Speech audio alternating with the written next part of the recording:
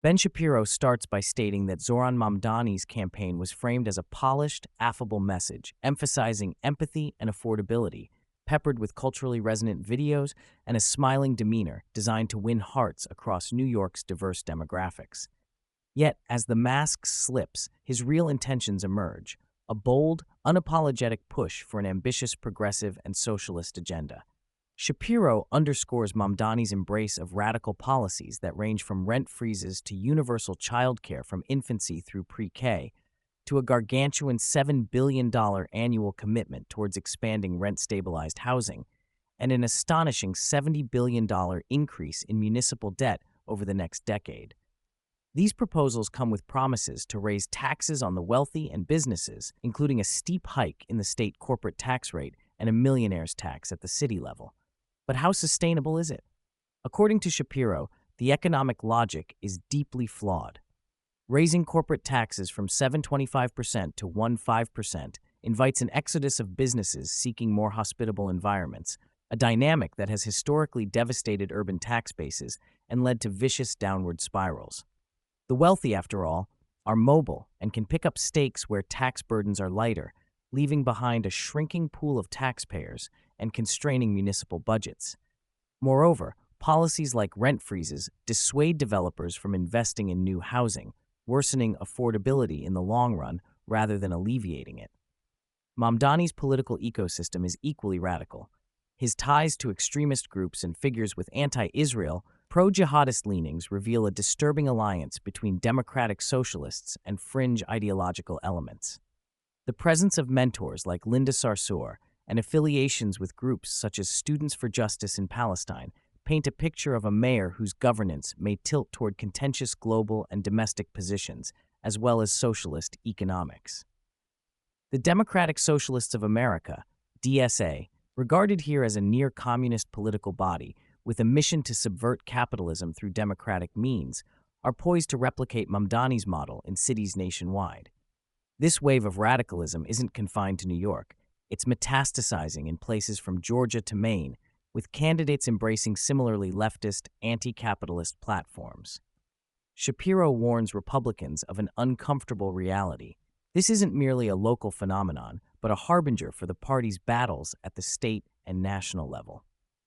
Republicans currently hold power at the federal level and bear the burdens of governance and public dissatisfaction over issues like high grocery prices, inflation, and the ongoing government shutdown.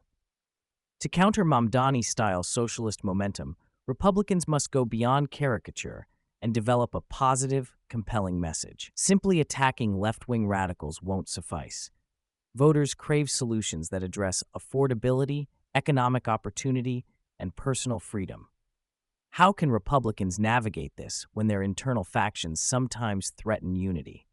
What happens when figures like Marjorie Taylor Greene run presidential campaigns that risk fracturing the party's base, while Republicans also wrestle with the filibuster and legislative gridlock? Shapiro's take is that Republicans need to defend their governing record strategically and explain why certain issues, like runaway government spending, cannot be solved with more government, but through empowering individuals and markets.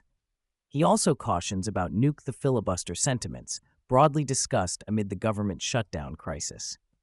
The filibuster, while frustrating, is a vital tool for preventing rash policy swings. Republicans should push for constitutional protections for the filibuster to preserve institutional stability, rather than hastily dismantling it and risking one-party domination. Adding another layer of complexity is the Supreme Court case challenging President Trump's authority to impose sweeping tariffs based on claims of national emergency. This case has raised eyebrows even among conservative justices skeptical of such expansive presidential powers, which could upend the delicate constitutional balance of trade regulation reserved primarily for Congress. Shapiro highlights the absurdity of the administration's argument that, for example, climate change could justify tariffs on imported gas-powered vehicles. If the judiciary upholds this reading, future presidents could wield unprecedented closed-door control over trade, harming American industries and alliances. Conversely, if the court strikes down the tariffs, it could unleash market growth, but also require messy unwinding of billions in tariff revenues already collected.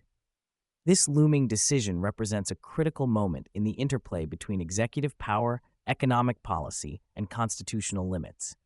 The longest government shutdown in U.S. history drags on, with Senate Democrats blocking a clean funding resolution despite bipartisan efforts. This impasse is both a symptom and a cause of political dysfunction. Shapiro observes the irony that Democrats appear emboldened by recent election results to hold firm, while junior and centrist members fret about electoral fallout in purple states. Republican leadership faces pressure from figures advocating hardball tactics and even dismantling the filibuster to force a resolution. Yet Shapiro underscores that the filibuster remains a necessary safeguard for deliberative governance and warns of the risks of allowing either party unfettered control. Meanwhile, everyday Americans confront the harsh realities of inflation and high costs at the grocery store. Shapiro points out that weekly grocery bills have increased by roughly 30 to 50% compared to pre-pandemic levels, a tangible strain that breeds both frustration and skepticism toward government claims of economic improvement. Republicans and Democrats alike face pressure to address these pains meaningfully. Will the solutions come from effective policy or political theater?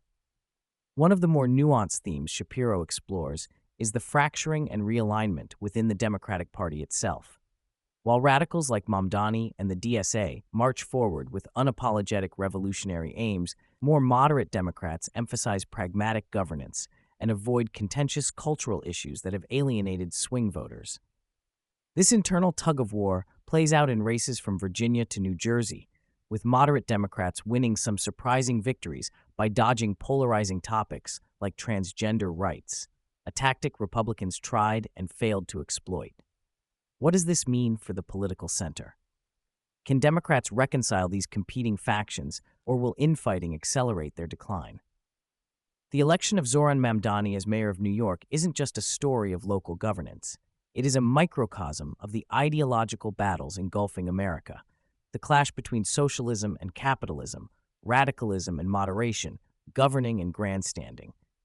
Republicans now holding federal power must ask themselves, will they rise to shape policy that addresses real economic and social concerns, or will infighting and simplistic narratives doom them to reactive politics? Meanwhile, the judiciary's rulings on tariffs and the fragile dance around the government shutdown may redefine checks and balances in an era of growing polarization. Is America prepared for a future where radical socialists reshape cities, executive power swells unchecked, and political gridlock becomes the norm? Or will reasoned constitutionalism, genuine policy solutions, and political courage prevail? As Shapiro's analysis shows, the answers lie in the choices political leaders and voters make right now.